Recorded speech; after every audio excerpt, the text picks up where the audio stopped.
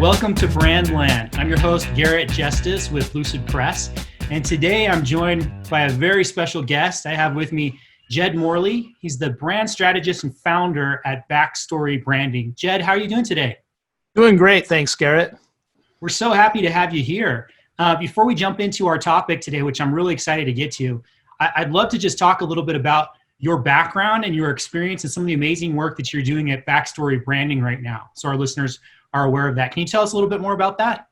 Happy to.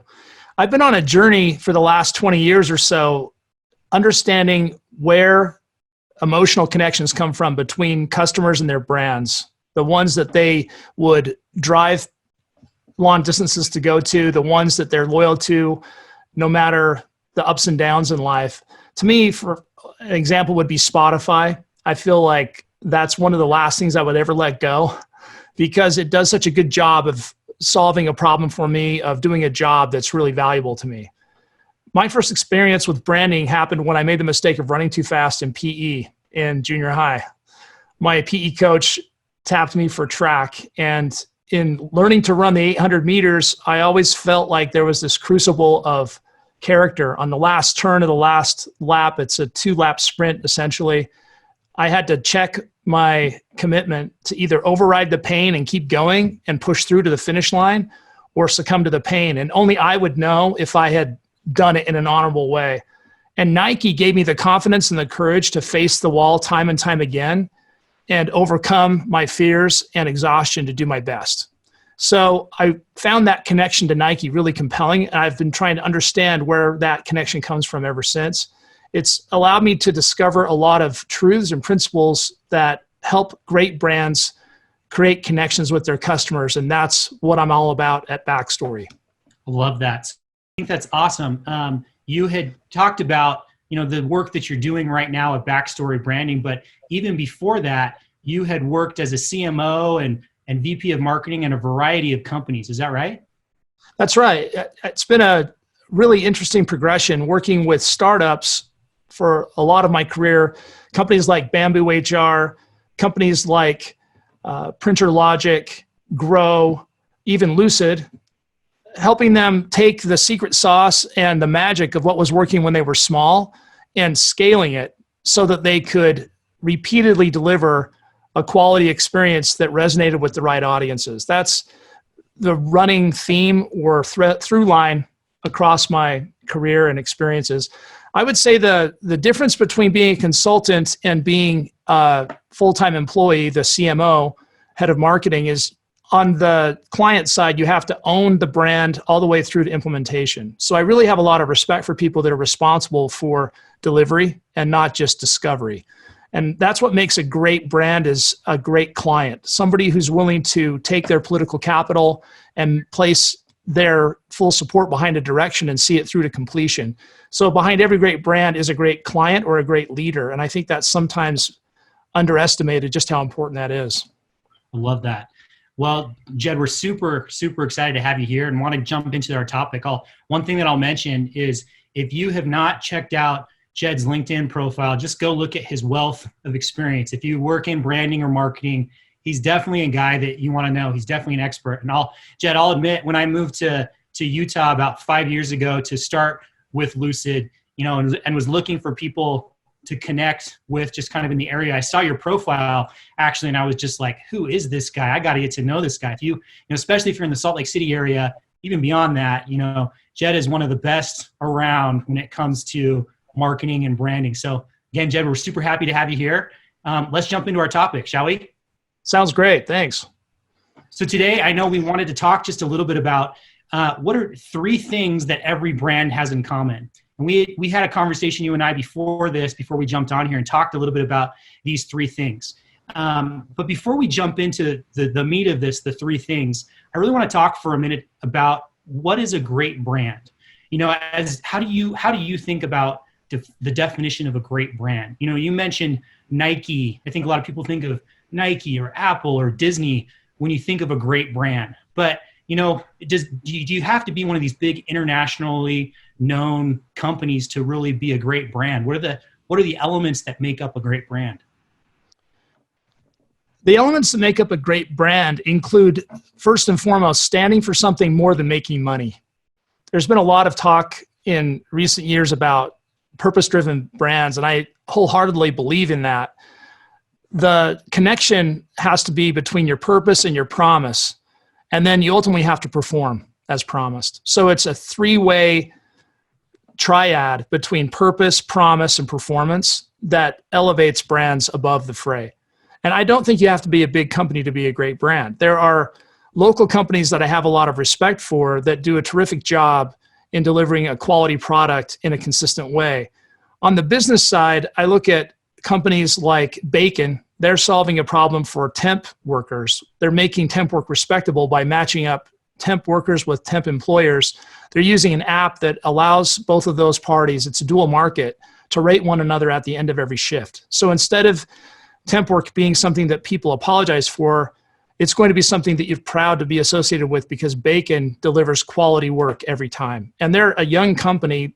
They are just now starting to hit the radar, but they really do have something magic. And I know that because I did a series of interviews that unearthed their brand truths.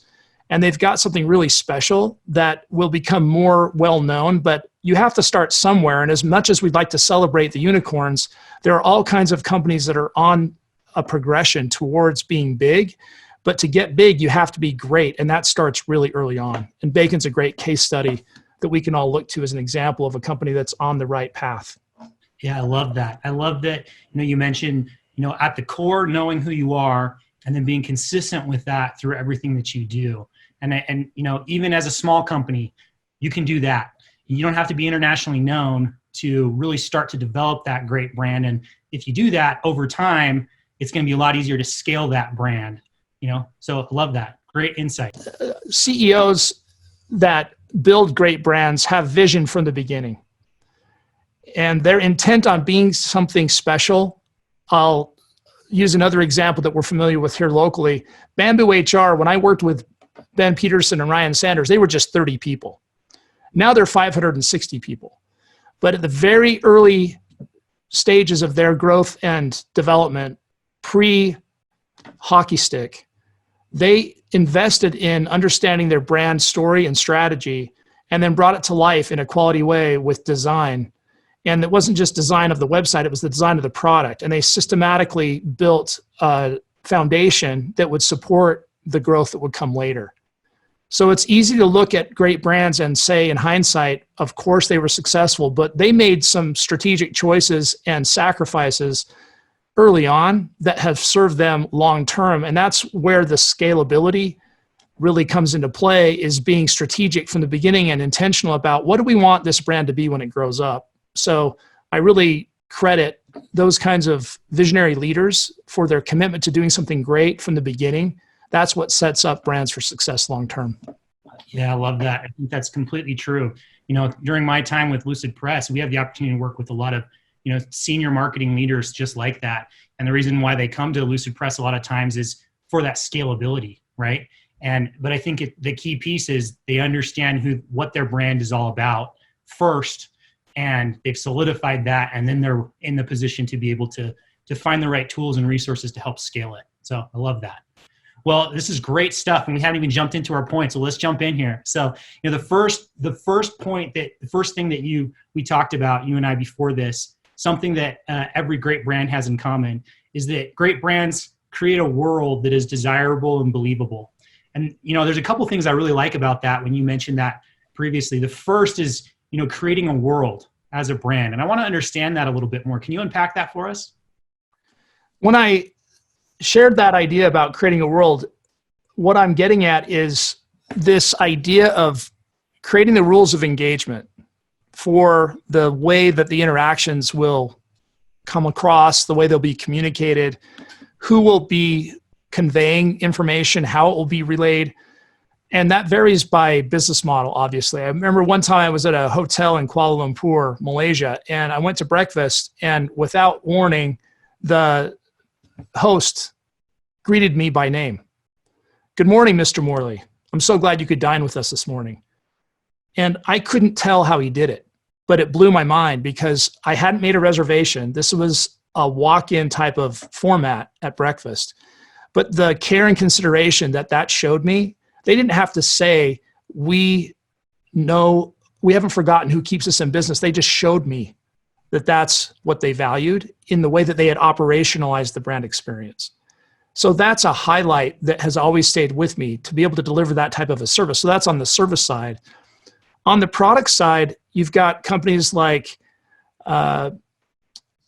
AirTrex that allows you to listen to music while you road bike or when you're mountain biking in a safe way. So you can listen to tunes or podcasts or whatever and still hear ambient noise. And they really understand the use case of people that are trying to ride long distances. If you do a century, you're not going to want to just listen to silence or your own struggling breathing. You want to be distracted. So they really tuned into the need to be safe and sound, so to speak, to be able to listen to music and keep yourself mentally occupied while you're doing this tedious task. So I love the product and the service side of things, because there's lots of ways to innovate your brand, regardless of the kind of category you're in. So when you think of world making, it's considering all of the environmental factors that go into creating a great experience. And even if it's not directly benefiting you monetarily, doing something to affect those touch points. So here's an example of what I mean by that. I had a sister-in-law who worked for a packaging design firm in Minneapolis early on in her career. And they worked on the Lucky Charms account for General Mills. General Mills is a big employer in the Twin Cities. So one of the projects was to redesign or to update the Lucky Charms package for that breakfast cereal that we all know, like, and trust. And one of the questions was whether or not it would be appropriate to have a promotion on the box of a children's watch. So Garrett, do you think it would be appropriate for a watch to be the gift inside or the toy inside for Lucky Charms? And why not? It's a good question. I kind of think it goes back to who exactly is their target market, right?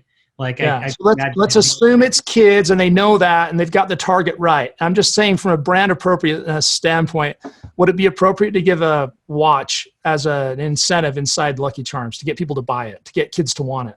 Probably not. Okay. Why do you think that? I don't know. When I think about Lucky Charms, I don't know if a watch is one of the first things that kind of speaks about that brand to me, but I don't know. I might be wrong about that. What do you what do you do? Well, what my sister-in-law taught me is it wouldn't be appropriate to do anything having to do with the watch, because there's no time where Lucky lives. Lucky lives in a world that is suspended from reality. So you think about the kind of environment they're creating a context where they're trying to be really consistent with all of the inputs and defining characteristics of Lucky's world. So they have these guidelines that don't prescribe exactly everything you can and can't do with Lucky, but they're more principles about what you want people to continue to believe about Lucky's world and how you are participating in it. Casinos do the same thing. They don't have clocks on the walls because they want you to forget about time. They want you to get lost in the dopamine hit of potentially cashing out.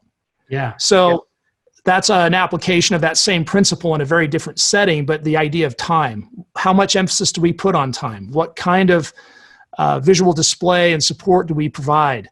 And there's all kinds of ramifications for that depending on what kind of brand experience you want people to have. Love those. Excellent examples. Yeah, I think that one of the things that stands out to me about what you said is, the people at General Mills, and I love that Minneapolis connection, by the way. I lived actually right around the corner from General Mills for a few years there in the Twin Cities, so know all about that. But one of the things that stands out to me is they were so diligent in creating a story, even down to the details of Lucky and the world that he lives in at that point. And as a result, it's easier to make decisions downstream for anyone else because they can understand the essence of that story, even when it comes to packaging, right? So I love that. Right. Love that principle. The other thing that stood out to me about what you said is I love that, part of that creating a world is, the real tangible customer experience. I think a lot of times people who are outside of the marketing and branding world, maybe work in other departments at your company, they think of branding as just kind of this fluffy stuff.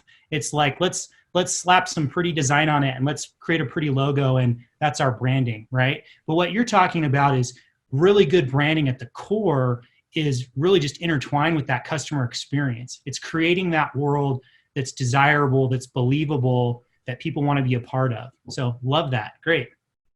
That's right. Everything communicates. So we've got to find an integrated approach that allows all of the touch points that we're using to represent and manifest the brand, to give expression to the brand values, to be aligned. And they need to reinforce one another so that the belief is only elevated and nothing detracts from it. There was a movie years ago called Somewhere in Time. Christopher Reeve was the lead in it. He goes to this hotel and is mesmerized by a vintage photo of a beautiful woman.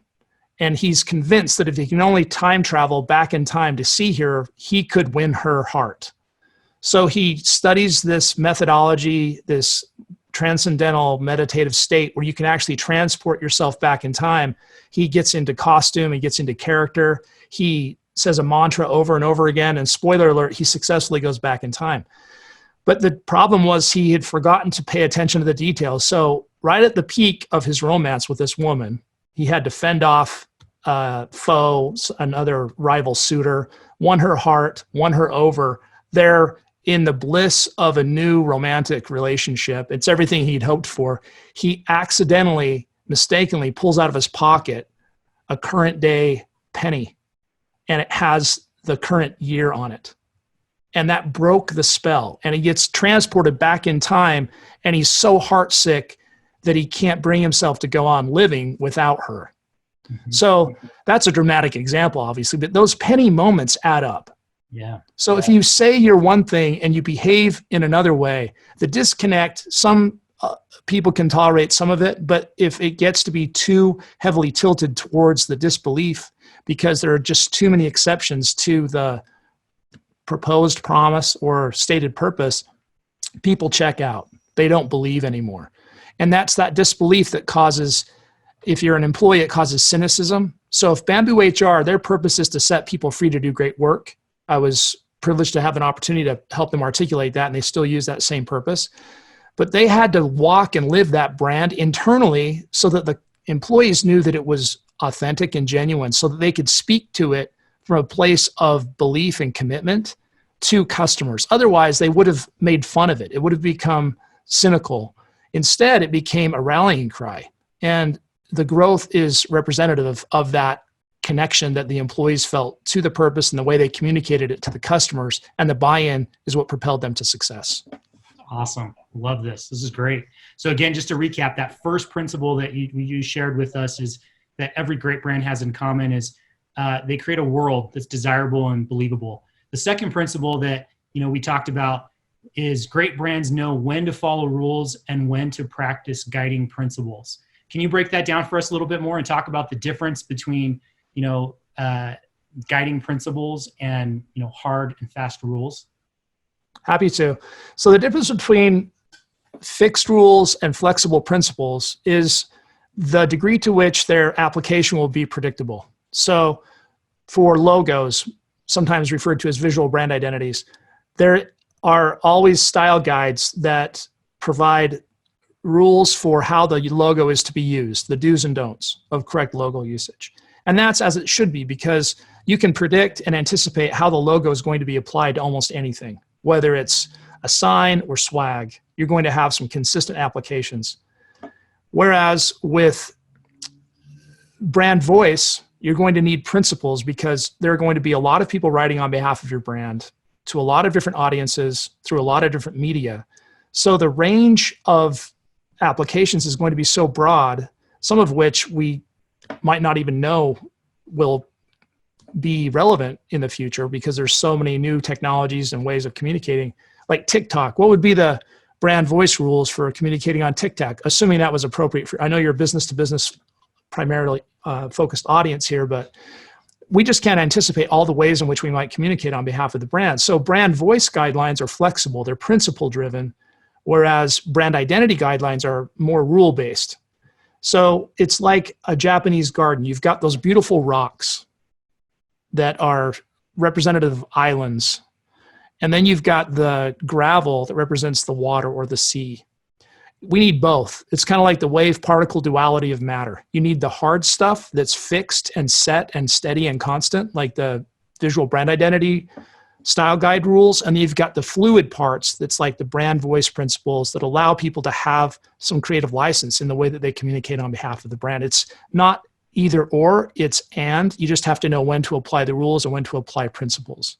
Yeah, I love that. I love that as well. I think that, as we talk to a lot of our customers who, again, are leaders of marketing and branding across a lot of organizations, we often talk about, the brand prison that sometimes they might set up internally, maybe unintentionally even at their company, where they have this desire to be consistent across everything that they create, but they leverage too much just the hard and fast rules, and they kind of forget about those principles. So, I love that idea that those have to exist together in order to build a strong, cohesive, consistent brand. It's great. That's right. And hiring can't be overemphasized. One of the things I loved about working at Lucid as a consultant was the way people treated me, even in the break room, in the kitchen. So Lucid values its employees, and it was evident. They didn't have to say that because they showed it in the way that they provided extra benefits, not the least of which was a well-stocked kitchen. I love that because I would work all day and it was nice not to have to go out for lunch. I was super productive. And inevitably, when I was in the kitchen, people would approach me and introduce themselves. No one had asked them to do that. That wasn't written in a policy book. That's just inherent. It was intrinsic to the who the people were who were hired by Lucid. I know Lucid's really selective in the hiring process. Carl Sun would interview people himself because it was so important to get the right people on the team. So that to me communicated that there are high caliber people working here. And this is a place where excellence and quality are expected. And everybody behaved like a leader. They took the initiative to introduce themselves. We were able to have a conversation, learn about our backgrounds, and make connections that wouldn't have happened otherwise. And the beauty of it was they initiated it. So they invited me into their world and made me feel welcome. So that only made me want to give more, be more committed to my work. And it really elevated the quality of the experience in a way that was a high watermark for me. Yeah, I love that. Some of the snacks are some of my favorite things about being at Lucid too. I just wish they could bring back some of that, Korean style jerky that we had back when you were with us for a little while. It's hard to smell that stuff sometimes, right? Yeah, but and the point I was making there is not that snacks are important. I guess what I'm saying is it's the people and I know you know this, but it's the connections of the people that it facilitated. And all of a sudden you felt like you had a new friend, you had a new fellow traveler, somebody that if you needed help, you knew somebody in that department. So culture is a big deal. And that's probably the biggest X factor is how do you codify a culture that allows the brand to live up to its promise? That's where the great brands really pull away from the mediocre ones is they figure out the culture piece, they codify it so that they can consistently deliver experiences that build and enhance belief.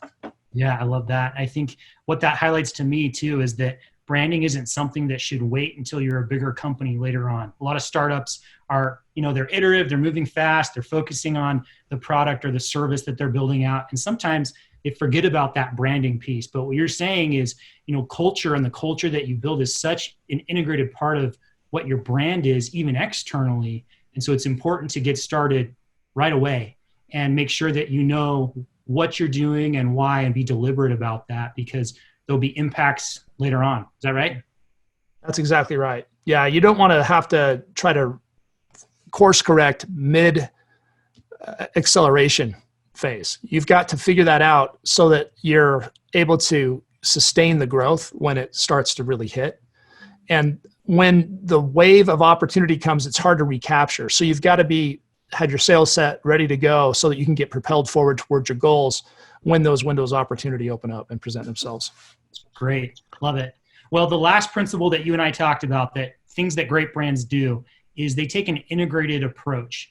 And I know, that term integrated marketing is something that, has been around for a while, or, seamless customer experience. Those are kind of common terms that people are aware of. But, I'd love for you to break that down for me a little bit more. What do you mean when you say an integrated approach that brands take? What does that look like? It starts with a strong foundation. Integration starts with understanding your purpose, your position, your promise, your pillars, and your personality. That foundation, just like a building, has only so far it can go based on how strong its foundation is, will determine the breadth and depth of what you can accomplish. So great brands start with a foundation that is anchored into everything they do and that builds on top of it. So the investment that it takes to pour and have a cement, sure, strong, reinforced steel foundation can't be overestimated. The importance of that is really, really key. And then making sure that all of the design decisions anticipate what the brand wants to be when it grows up. When I say design decision, I'm talking about the way the website feels to interact with. So that's a major touch point. You've got the way it sounds when somebody answers the phone, or the wait time, or all of the customer experience elements. All of those touch points communicate something about what the company really values. So it's one thing to have a slogan on the wall, a mantra, something that is the professed belief system. But what we really value is how we allocate our limited resources. So it's what we spend our time and money on, and making sure that you've put the right emphasis on the right touch points because of what they mean to your audiences shows how well you understand them. And that really comes from a place of insight. Insight means we understand what people want and why. It's the and why part that really sets great brands apart. And then to consider how that why can be expressed across teams so that it's not just branding as a marketing initiative, but it's everyone is a brand steward. How can we collectively deliver on our brand promise in a way that feels like we genuinely understand and care about the audiences for the right reasons? Yeah, I love that. I think that last piece especially resonates with me. We see that all the time, with the customers we work with at Lucidpress, where they might have a really strong marketing team and they might have that core understanding of what their brand is, but where it starts falling apart is they haven't done enough work equipping everyone to be that brand steward, right? And to be consistent and to understand that brand story and have the tools and the resources and knowledge to be able to apply those principles and share it more broadly. So I think that really resonates with me. Yeah, absolutely. And operationalizing the brand story is hard to do. So the ability that Lucidpress has to provide the direction to dispersed teams, to disparate teams is huge, combined with teaching the right behaviors so that there's this experiential component that knits it all together. If your people know how to behave in a way that's on brand, it can elevate and make everything else come to life. To me, it's like Pinocchio. He went from being a wooden boy to a real boy. There are brands that feel wooden because everything's scripted and it's trying to be so controlled that it feels like it doesn't have a soul. And then there are other brands where it just feels loose and light and airy and that people are genuinely enjoying themselves. Of course, they're coloring within some lines, but they also have some flexibility. It's almost like freestyling within a framework. There's a framework, but then you've got the ability to use your intelligence and creativity to problem solve and be a real human being in the process of winning the day for the business.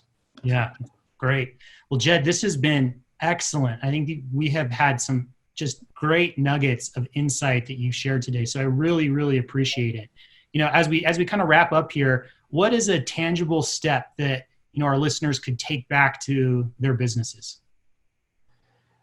The word audit can sound a little scary and onerous, but I really think a brand audit serves people well when they can step back and think about, for example, I work with a model called the brand wheel, and I would be happy to make this available to your listeners and viewers, where they could go through this step-by-step assessment and determine where they already are clear about their brand and what it stands for and the story it's communicating, the experiences it's delivering, and just systematically go through all of these different brand wheel components and determine where they're clear and where they're fuzzy and maybe where they haven't even begun to do the work.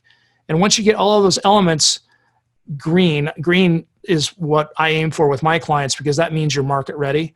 You can take it from being red, meaning you haven't done the work, to orange, it's a work in progress, to green. And when everything's green, you're ready to go. And that's a great feeling. It gives you confidence. It makes you feel like you can really commit to the brand because you know that you're going to be successful when you do. Awesome. We will definitely link to that resource in the landing page after that so people can find that. So thank you for being willing to share that with everyone. Well, Jed, like I said, this has been excellent. We really appreciate you sharing your knowledge with us today.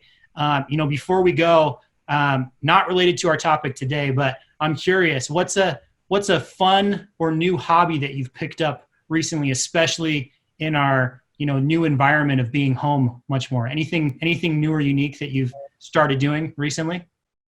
That's a good question. I'll have to think about that for a minute. I've really rediscovered a love of walking. It's so accessible. You can always go for a walk, and to be able to just get out and see nature and feel relaxed and breathe. And I feel like there's such a temptation to just get trapped by the screen. And every time I'm outside, I think I've got to do this more often. So I think not having so many other distractions and options has just made me fall in love again with walking and to be able to enjoy the outdoors. We live in such a beautiful place. We need to spend more time outdoors. Love that. I think that's great advice. Encourage everyone to get out, go on a walk, take a little break, hop up from the computer and go and do it, because definitely there's some great benefits from that. Well, Jed, after this, what's the best way for our listeners to stay connected with you or reach out if they have other questions in the future? Absolutely. My email is jed@backstorybranding.com. That's probably the best way to connect. And I'm always interested in having interesting conversations with like-minded people. I'm on this journey too, so we're in it together, and let's keep learning. Love it. Thank you, Jed. We'll be sure to add that email address also on the landing page so everyone has that. But Jed, again, just want to say thank you. This has been excellent. Hope you have a good rest of the day. Thanks, Garrett. You too. Appreciate the opportunity.